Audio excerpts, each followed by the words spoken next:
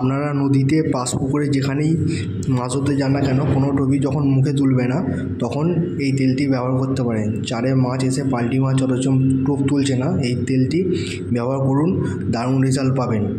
তো এই তেলটি বড় বড় অভিজ্ঞ মৎস্য শিকারীরা বানিয়ে থাকেন। তো নমস্কার বন্ধুরা, ভিলেজ ফিশিং ব্লগ চ্যানেলে আপনাদের সবাইকে স্বাগত। তো যারা আমার চ্যানেলে নতুন তারা চ্যানেলটি তাড়াতাড়ি সাবস্ক্রাইব করে লাইক কমেন্ট শেয়ার অবশ্যই করে দেবেন। তো আমরা কিছু মশলা নিয়ে নিয়েছি তেলটি বানানোর জন্য। এখানে জয়িত্রী আছে, রসুন আছে, দুটো এলাচ নিয়েছি, দুটো কাংলা নিয়েছি, দারচিনি নিয়েছি, মেথি নিয়েছি, একাঙ্গি নিয়েছি, তাম্বুল নিয়েছি, আর রয়েছে বুচকি, এবং আরও রয়েছে সেটি হলো হিং নিয়েছি আমরা। জেকের হিং আছে, আপনার যে কোনো ব্র্যান্ডের হিং নিতে পারেন। এবং রয়েছে 250 ml সাদা তেল। আপনারা সাদা তেল যে কোনো সাদা তেল ব্যবহার করতে পারেন, সূর্যমুখী, ডক্টর চয়েস যে কোনো কিছু ব্যবহার করতে পারেন। আর রয়েছে সর্ষে খোল আমরা নিয়েছি 50 গ্রাম।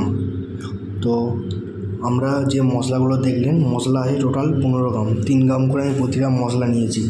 তো মশলাটা শুকনো খোলায় ভেজে আমরা গুঁড়ো করে নেব। এবং রসুনটা কীভাবে ব্যবহার করছি দেখবেন। তো কড়ার মধ্যে আমরা দিয়ে নিলাম 10 গ্রাম দেশি গাওয়া ঘি, এবং ঘিয়ের মধ্যে আমরা গুঁড়ো করা সর্ষের খোলটি আমরা দিয়ে নেব। হালকা ফ্লেমে আপনারা ভাজতে থাকবেন খোলটি, হালকা আঁচে ভাজবেন। এই তেলটি শীতকালে ব্যাপক রেজাল্ট দেয় বন্ধুরা। যখন আপনারা নারকেল পচা ব্যবহার করতে পারবেন না শীতকালে, এই তেলটি নদীতে ব্যবহার করবেন, খুব ভালো রেজাল্ট। আমিও পাই এই রেজাল্ট, তো আপনাদেরকে আজকে আমি শেয়ার করলাম। তো বন্ধুরা দেখো, খোলটি হালকা ভাজা হয়ে এসছে, আমরা নামিয়ে নেব। বেশি ভাজবেন না, হালকা ভাজবেন, হালকা লাল হয়ে এলেই নামিয়ে নেবেন। তো আমার ভাজা হয়ে গেছে, তো আমি খোলটি নামিয়ে নিলাম।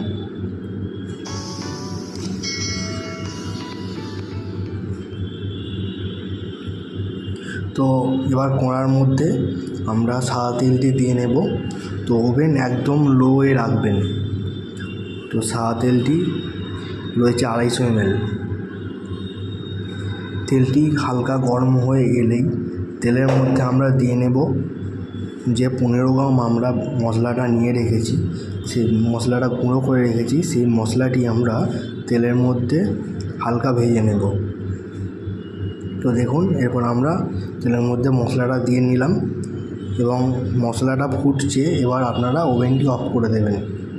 তো মশলাটি হালকা ভাজা হয়ে এলে একটু নেড়ে চেড়ে নেবেন। তেল গরম থাকা অবস্থায় একটু ভালো করে নেড়ে নেবেন। মশলাটা ভাজা হয়ে গেলেই এর মধ্যে আপনারা দেবেন 7 থেকে 8 কোয়া মতন রসুনগুলো থেতো করে নেবেন।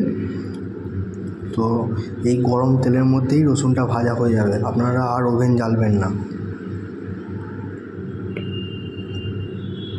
তো রসুনটা হালকা ভাজা হয়ে এলেই এর মধ্যে আমরা 4 গ্রাম হিং দিয়ে নেব।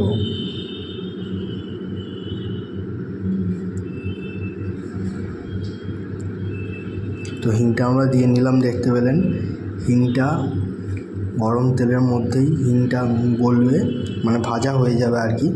এরপর আপনারা নেবেন কাঁচের বয়াম ব্যবহার করবেন সবসময়। আপনারা কাঁচের বয়ামের মধ্যে আমরা খোলটি দিয়ে নেব।